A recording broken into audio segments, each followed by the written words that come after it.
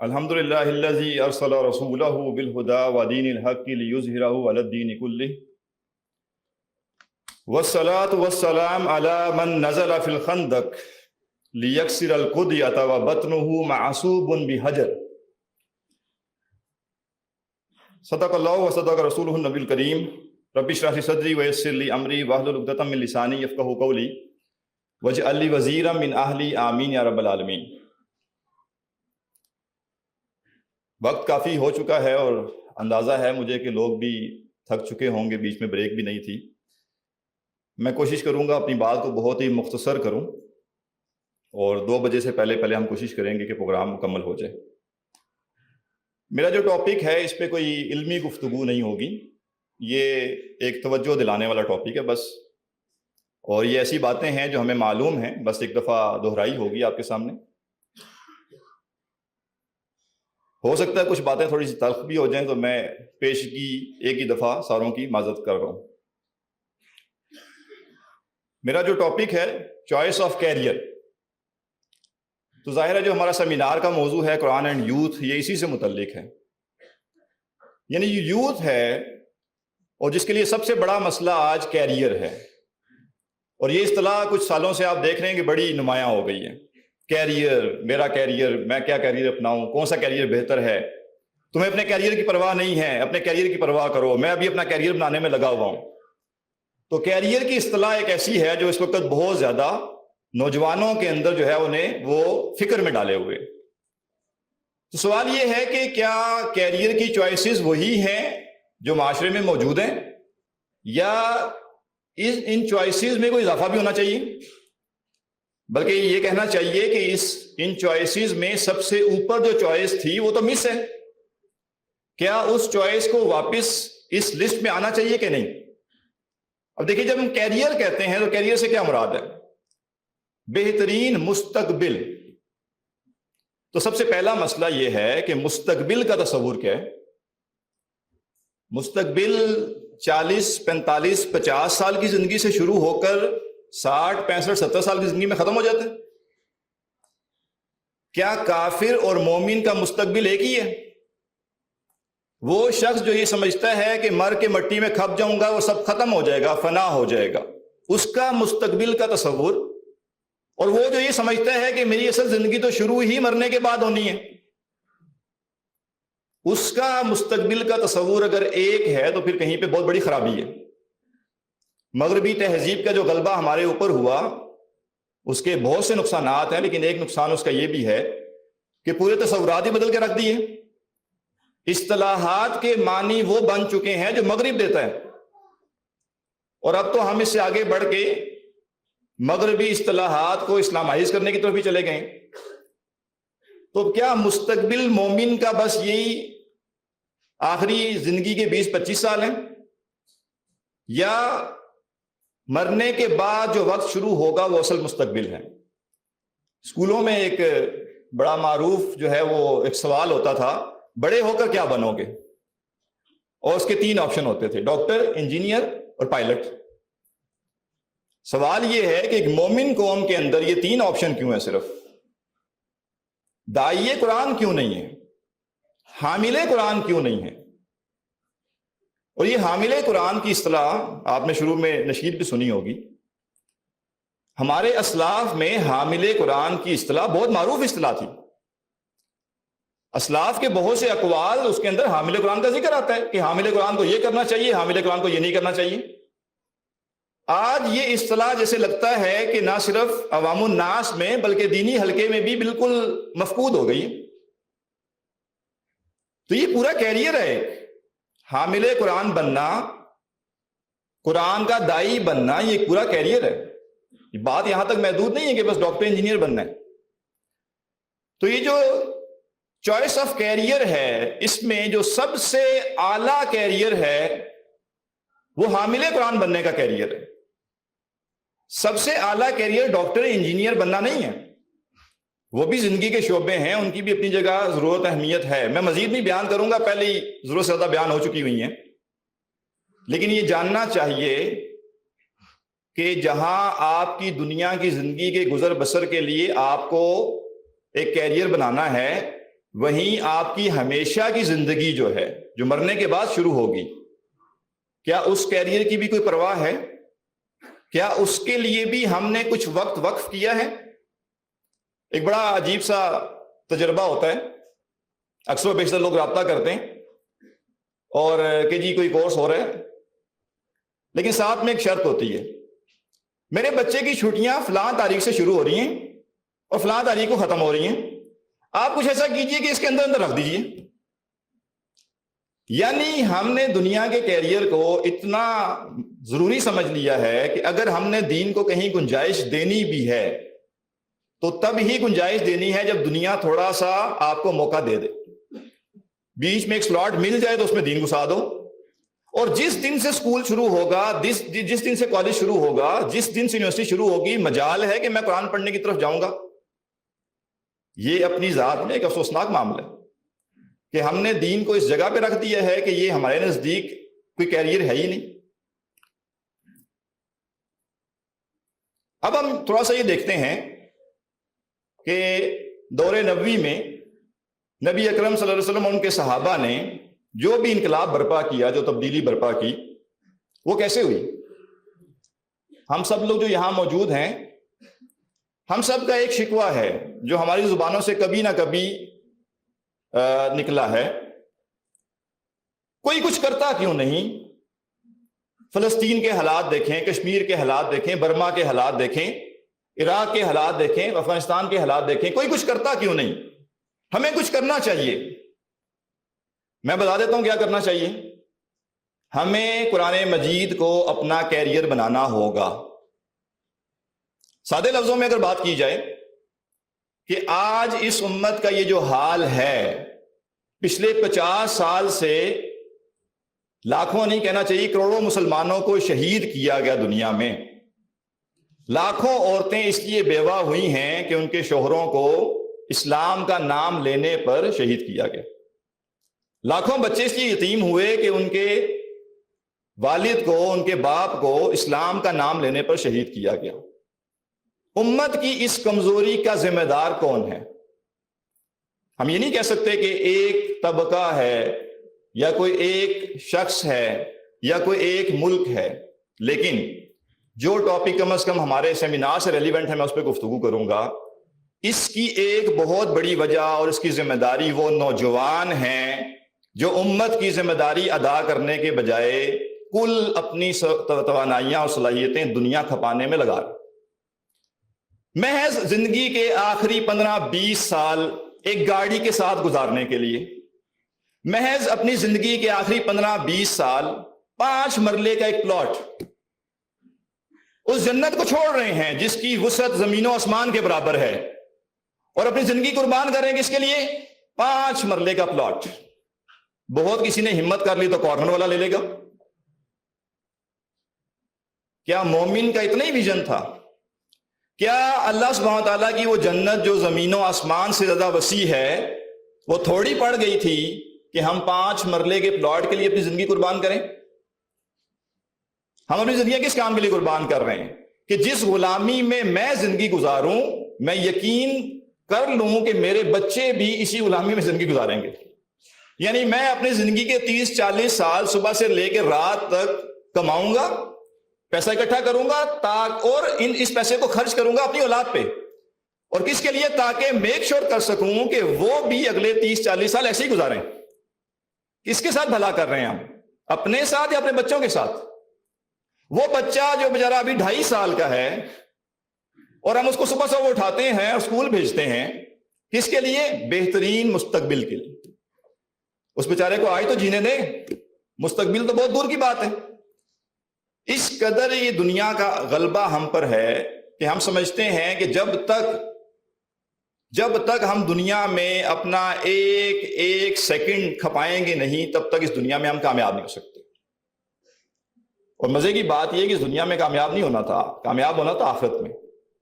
یہ دنیا تو آزمائش کی جگہ ہے نا، آزمائش میں تو آپ امتحان دینے آئے ہیں، تو امتحان دینے آئے تھے اور کامیابی یہیں شروع کر دی امتحان چھوڑ کے۔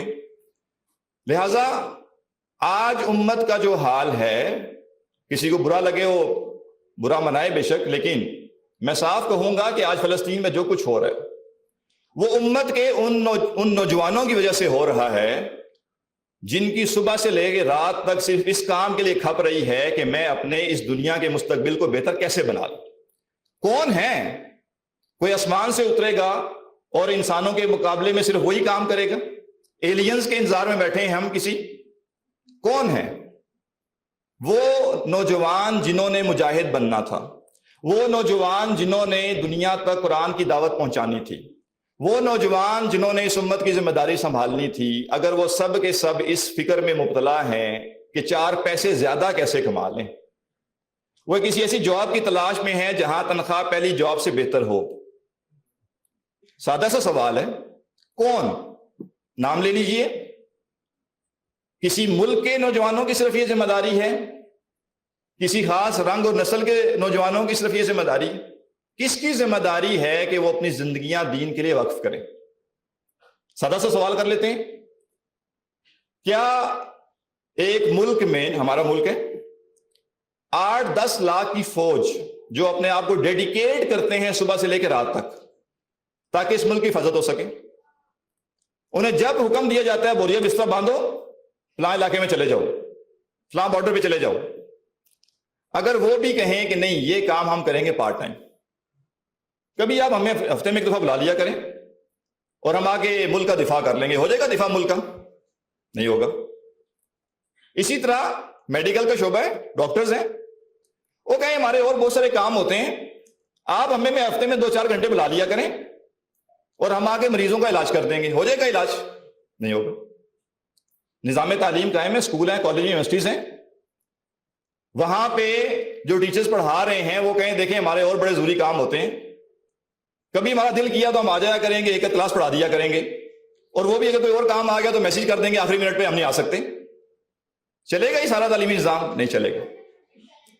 کیا دین کو ہم نے اتنا حقیر اور کمتر سمجھ لیا ہے کہ اس کے لیے ہم یہ سمجھتے ہیں کہ اگر بڑی سے بڑی کوئی کام کی کوئی بات ہے بھی تو یہ ہے کہ میں ہفتے میں 1 گھنٹہ کہیں نکل کے جا کے دین کا کام کر لوں؟ اس سے کام نہیں چلے گا۔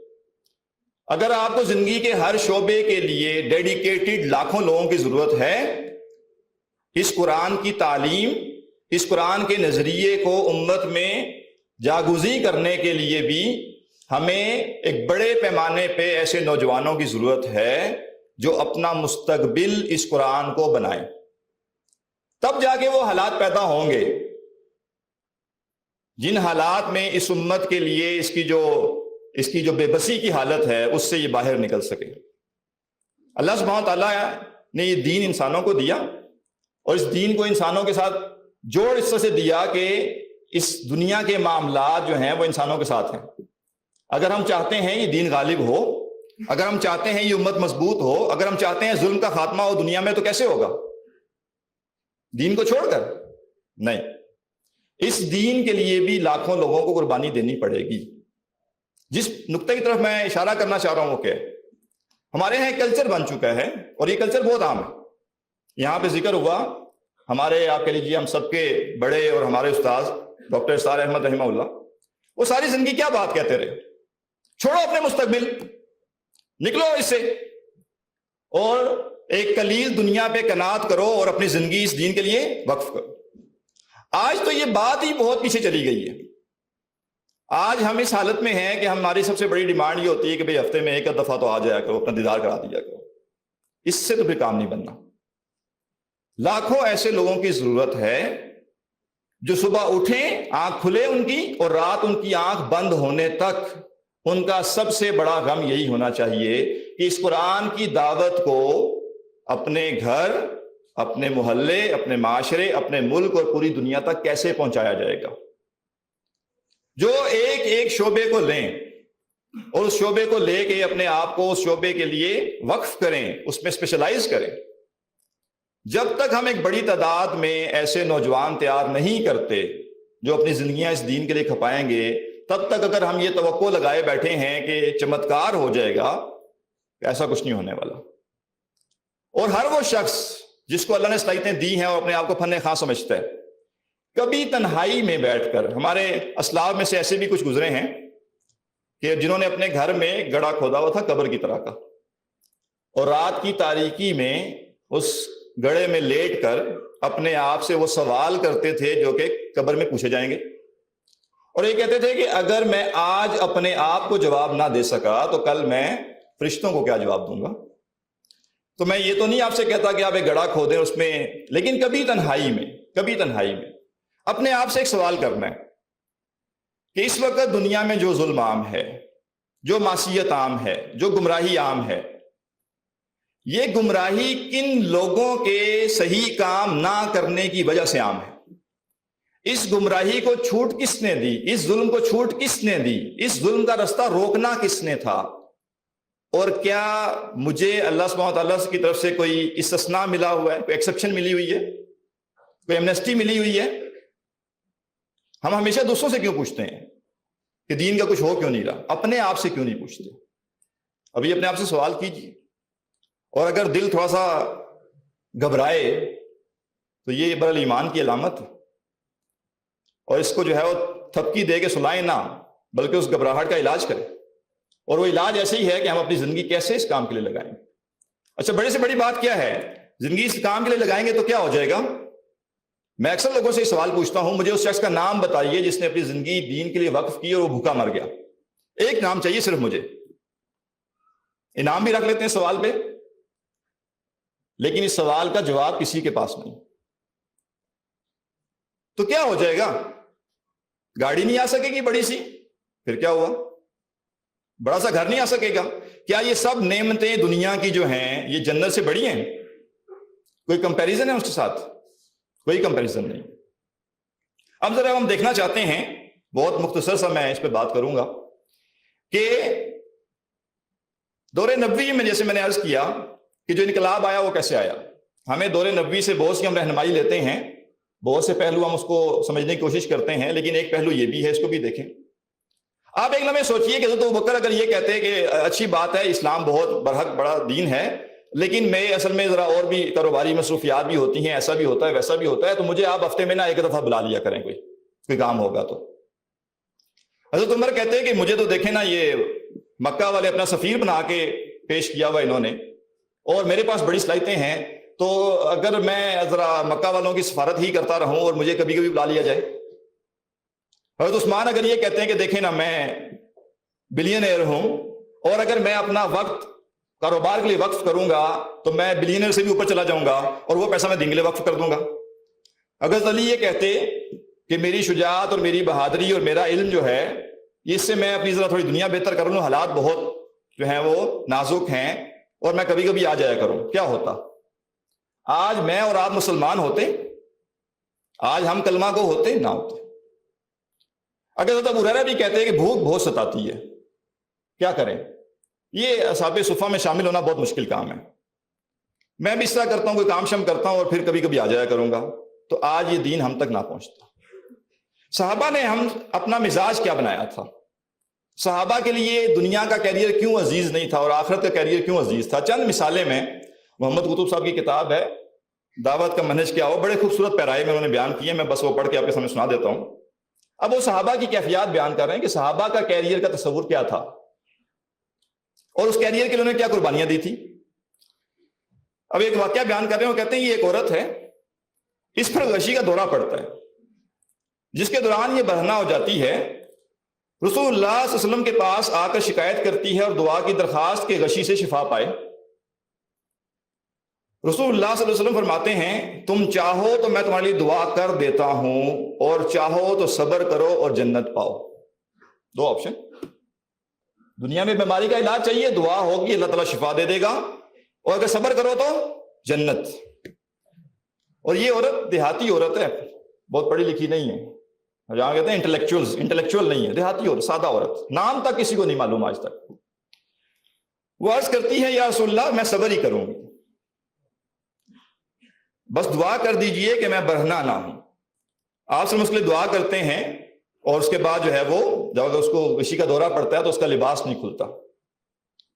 ایک اور واقعہ، ایک گھرانہ ہے جس نے اپنی زندگی دین کے لیے وقف کی ہوئی ہے، اور اس کے نتیجے میں کیا ہے، گھر میں جو ہے وہ کھانے پینے کو وافر میسر نہیں ہے، فاقے کی حالت ہے۔ ایک گھرانہ ہے، فاقے سے برا حال ہے۔ آخر شوہر ایک دن بیوی سے کہتا ہے